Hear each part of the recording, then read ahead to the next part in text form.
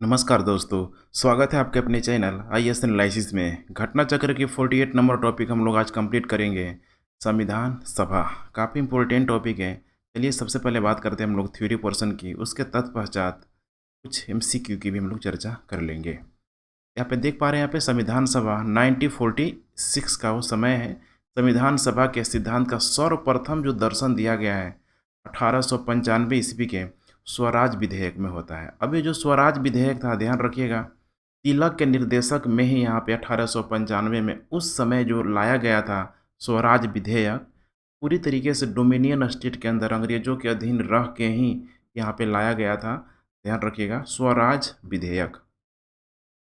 20वीं सदी में इस विचार की ओर सर्वप्रथम संकेत महात्मा गांधी ने किया जब उन्होंने वर्ष 1922 में अपने विचार व्यक्त करते हुए कहा कि भारतीय संविधान भारतीयों की इच्छा अनुसार ही होगा। वर्ष 1924 में मोतीलाल नेहरू ने ब्रिटिश सरकार के सम्मुख संविधान सभा के निर्माण की यहाँ पे मांग प्रस्तुत की। तो यहाँ पे तीन चीज़ों को आपको देखने के लिए मिल गया। तो एक तो सबसे पहले लाया कब गया, 1895 में लाया गया। उसके बाद से गांधी ने 1922 में पुनः, ठीक है, ये यहाँ पे उसकी बातों को रखा। उसके तत्पश्चात यहाँ पे वर्ष 1924 में, ध्यान रखिएगा, मोतीलाल नेहरू ने ब्रिटिश सरकार के सम्मुख संविधान सभा के निर्माण की मांग प्रस्तुत की। तो स्वराज, ठीक है, पार्टी का भी गठन किया गया था 1924 के आसपास। इसके बाद औपचारिक रूप से संविधान सभा के विचार का प्रतिपादन एम.एन. राय ने किया। यहाँ पे 4 फैक्ट आ गया, ध्यान से देखिए चलिए। और इस विचार को मूर्त रूप देने का कार्य पंडित जवाहरलाल नेहरू ने किया। इसके बाद दिसंबर 1936 के कांग्रेस के फैजपुर अधिवेशन में संविधान सभा के अर्थ तथा महत्व की व्याख्या की गई। 1936 में कांग्रेस के फैजपुर अधिवेशन में कैबिनेट मिशन प्लान के अंतर्गत संविधान सभा का गठन किया गया। भारत में कैबिनेट मिशन 24 मार्च 1946 को यहाँ पे नई दिल्ली आया। तो कैबिनेट मिशन, अब समझ में आपको क्रम से बिल्कुल चलना चाहिए कि भारत का जो संविधान का जो गठन किया गया वो हुआ था जब भारत में कैबिनेट मिशन आया। कैबिनेट मिशन प्लान के अंतर्गत ही यहाँ पे अब शुरू होने लगा जो भी, ठीक है, प्रांतों में इनडायरेक्टली जो चुनाव किया गया। थोड़ा सा इसको आप लोग देखने का प्रयास कीजिए, क्योंकि देखिए उस समय जब प्रांतों में जब चुनाव किया गया तो मोटे तौर पे देखा जाए तो 10 लाख लोगों की जनसंख्या पे एक निर्वाचित प्रतिनिधि का यहाँ पे चुनाव करना था। लेकिन पूरी तरीके से निर्वाचित भी कहना यहाँ पे सही नहीं होगा, क्योंकि अप्रत्यक्ष रूप से कह सकते हैं कि संविधान सभा के सदस्यों का जो चुनाव अप्रत्यक्ष रूप से हुआ था। भारत में कैबिनेट मिशन 24 मार्च 1946 को नई दिल्ली आया। मिशन की घोषणा के समय इसके अध्यक्ष सर पैंथिक लॉरेंस ने यह स्पष्ट किया कि इस मिशन का उद्देश्य स्वतंत्र भारत का संविधान तैयार करने के लिए शीघ्र ही एक कार्यप्रणाली तैयार करना तथा अंतरिम सरकार के लिए आवश्यक प्रबंध करना था।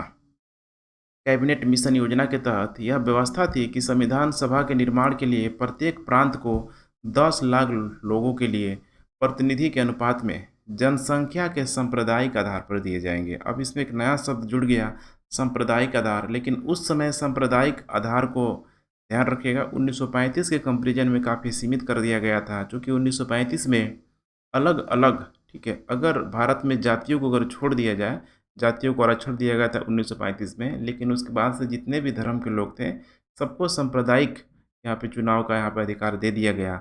लेकिन अब यहाँ पे कैबिनेट मिशन आ रहा है तो सांप्रदायिक आधार पर यहाँ पे स्थान तो दिया जा रहा है, लेकिन इसमें मतदाताओं को केवल 3 वर्ग माने गए। एक तो आम लोग थे, इसके अलावा मुस्लिम थे, और तीसरा जो यहाँ पे ध्यान रखिएगा सिख थे। बस यही 3 इम्पोर्टेंट हैं। वो भी सिख देख पा रहे हैं यहाँ पे केवल पंजाब में। कैबिनेट मिशन योजना के अनुसार जुलाई 1946 में संविधान सभा के लिए यहाँ पे चुनाव हुआ। संविधान सभा के प्रांतों के लिए 296 सदस्यों के लिए ही ये चुनाव हुआ।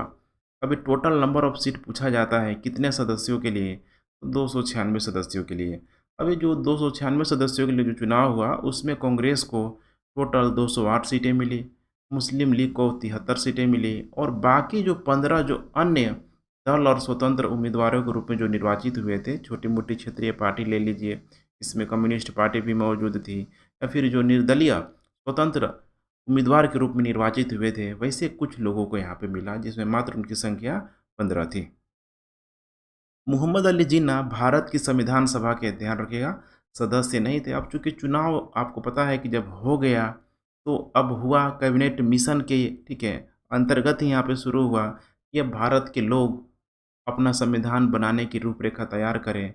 लेकिन मुस्लिम लीग ने चुनाव में तो पार्टिसिपेट किया, लेकिन जब संविधान बनाने की जब बारी आई, तो मुस्लिम लीग ने उसको बॉयकॉट कर दिया। कुछ माँगे थी, उतना हमें डीप में नहीं जाना है, बस आपको यही ध्यान रखना है कि अब वो समय आ गया जबकि भारत में संविधान सभा का पूरी तरीके से निर्माण यहाँ पे हो गया। अब संविधान बनने की प्रक्रिया यहाँ पे शुरू हो गई। यहाँ से कुछ ऐसे प्रश्न आ जाते हैं कि संविधान जो सभा जो हुआ, पूरी तरीके से जो हो रहा है, क्या स्वतंत्र हो रहा है या डोमिनियन स्टेट के अंतर्गत हो रहा है? तो यहाँ से ठीक है, फिर से हो जाएगा कि डोमिनियन स्टेट के अंतर्गत हो रहा है, क्योंकि अभी भी भारत 1946 में आज़ाद नहीं हुआ था। इसका मतलब कि अभी भी भारत ब्रिटिश संसद के अंतर्गत था। संविधान सभा का प्रथम अधिवेशन 9 दिसंबर 1946 को हुआ। इसके अस्थायी अध्यक्ष डॉक्टर सच्चिदानंद सिन्हा थे। तो ध्यान रखिएगा, डॉक्टर सच्चिदानंद सिन्हा बुजुर्ग व्यक्ति थे।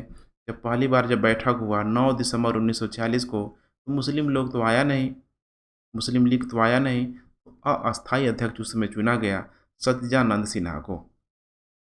उसके बाद से पुनः देखिए 2 दिनों बाद ही 11 दिसंबर 1946 को संविधान सभा की दूसरी बैठक यहाँ पे दिल्ली में हुई।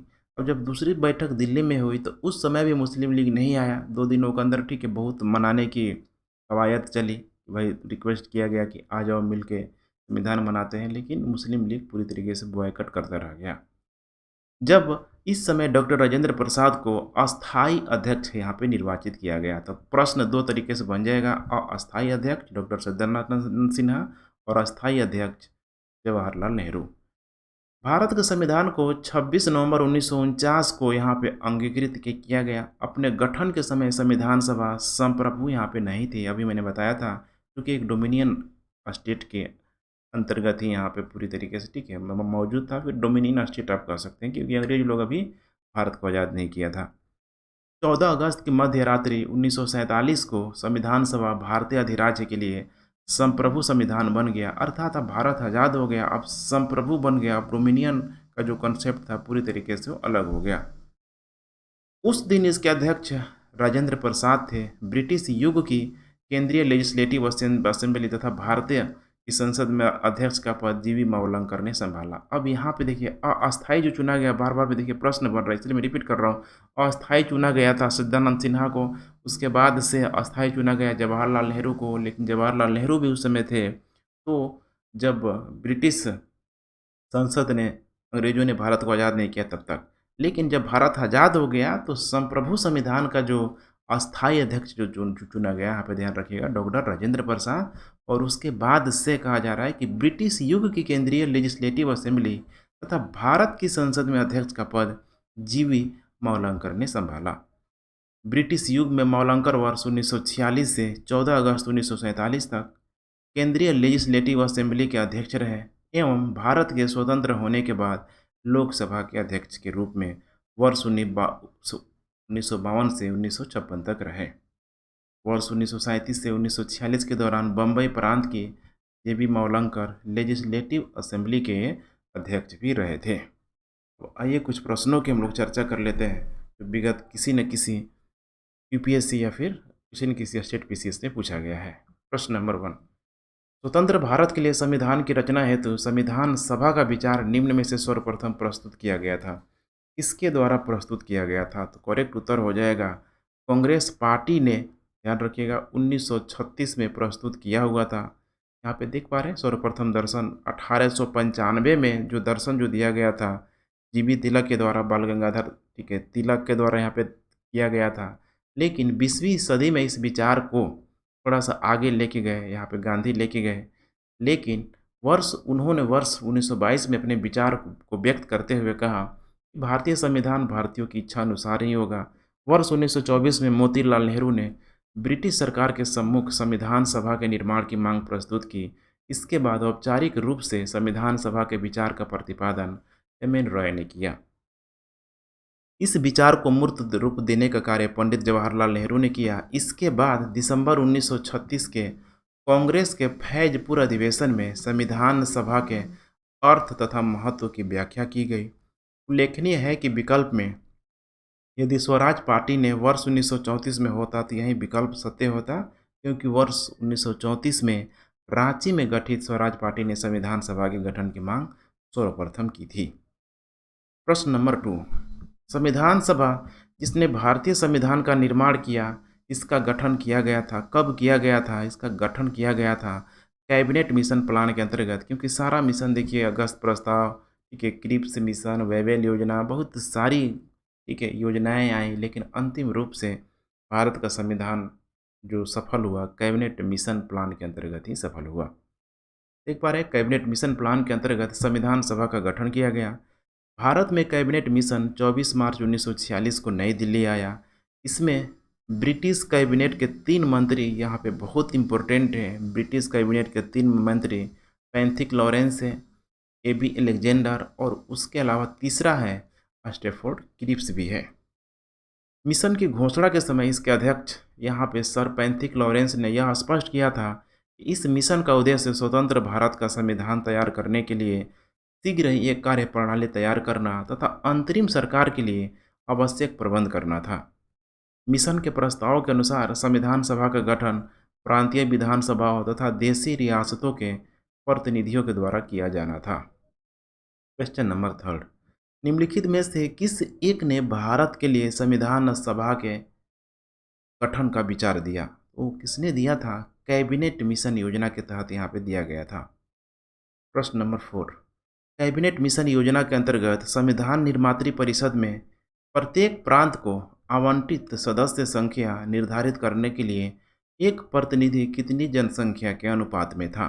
एक प्रतिनिधि जो जनसंख्या का जो अनुपात था, मैंने जस्ट अभी बताया आप लोग को, 10 लाख प्रति व्यक्ति। यहाँ पे देख पा रहे हैं यहाँ पे, ठीक है, 10 लाख लोगों के लिए यहाँ पे प्रतिनिधि के अनुपात में जनसंख्या के सांप्रदायिक आधार पे यहाँ पे दिया जाना था। मतदाताओं को केवल 3 वर्ग माने गए, आम लोग, मुस्लिम और तीसरा है सिख लोग। प्रश्न नंबर 5, संविधान सभा का पहला सत्र कब हुआ? तो संविधान सभा का पहला सत्र हुआ 9 दिसंबर 1946 को, और ध्यान रखिएगा उसी दिन सच्चिदानंद सिन्हा को अस्थायी सदस्य चुना गया।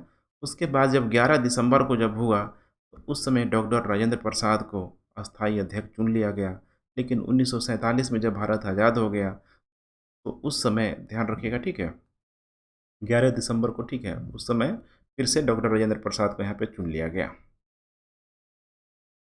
इनमें से कौन भारतीय संविधान सभा का यहाँ पे अध्यक्ष था? तो भारतीय संविधान सभा का जो अध्यक्ष है यहाँ पे डॉक्टर राजेंद्र प्रसाद।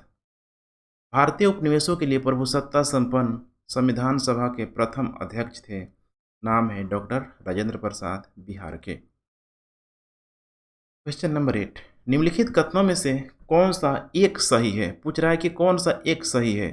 पहला स्टेटमेंट है कि वर्ष 1946 में प्रांतीय सभाओं द्वारा भारत की संविधान सभा यहाँ पे चुनी गई। तो 1946 में कह रहा है कि प्रांतीय सभाओं द्वारा भारत की संविधान सभा यहाँ पे चुनी गई। ध्यान रखिएगा इसमें कैबिनेट मिशन था, गलत है। दूसरा है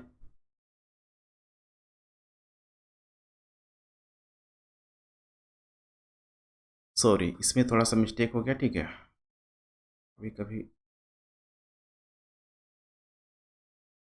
कुछ कोइंसिडेंस यहाँ पे हो जाता है, देखने के लिए मिल जाता है। मैं इसे आपको इरेज कर दे रहा हूँ।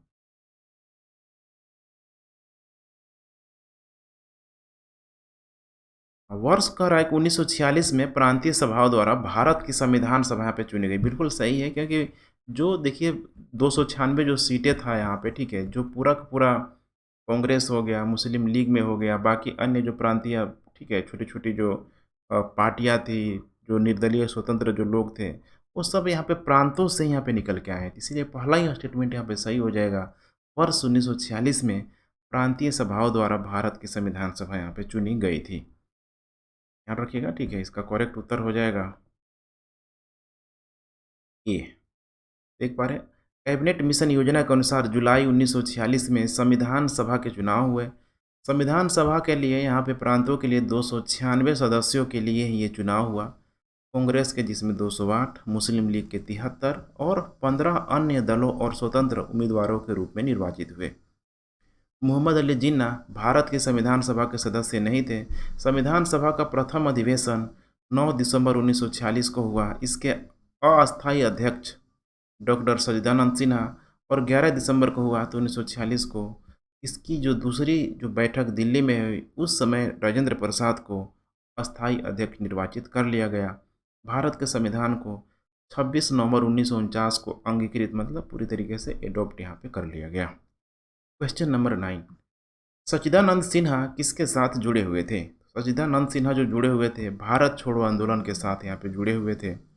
जब भारत छोड़ो आंदोलन, ध्यान रखिएगा 8 अगस्त, ठीक है, सॉरी वो तो भारत छोड़ो आंदोलन, हाँ बिल्कुल सही है, 8 अगस्त 1942 को जो शुरू हुआ था, इस बार यूपीएससी पूछा भी हुआ था। सच्चिदानंद सिन्हा भारत छोड़ो आंदोलन के साथ जुड़े हुए थे। इन्हें संविधान सभा के प्रथम अधिवेशन अर्थात 9 दिसंबर 1946 में सर्वसम्मति से ठीक है अस्थायी अध्यक्ष चुन लिया गया था। क्वेश्चन नंबर 10, निम्नलिखित में से किसने ब्रिटिश युग के केंद्रीय लेजिस्लेटिव असेंबली तथा स्वतंत्र भारत की संसद में अध्यक्ष का पद संभाला? एक ही व्यक्ति हैं, जीवी मावलंकर के द्वारा यहाँ पे किया गया। देख पा रहे हैं, ब्रिटिश युग की केंद्रीय लेजिस्लेटिव असेंबली तथा स्वतंत्र भारत की संसद में अध्यक्ष का पद जीवी मावलंकर ने संभाला। ब्रिटिश युग में मावलंकर वर्ष 1946 से 14 अगस्त 1947 तक केंद्रीय लेजिस्लेटिव असेंबली के अध्यक्ष रहे एवं भारत के स्वतंत्र होने के बाद लोकसभा के प्रथम अध्यक्ष के रूप में 1952 से 1956 तक रहे। वे वर्ष 1937 से 1946 के दौरान बम्बई प्रांत की लेजिस्लेटिव असेंबली के भी अध्यक्ष रहे थे। ठीक है फ्रेंड्स, थैंक्स फॉर वॉचिंग। कल हम लोग देखेंगे अंतरिम सरकार का गठन।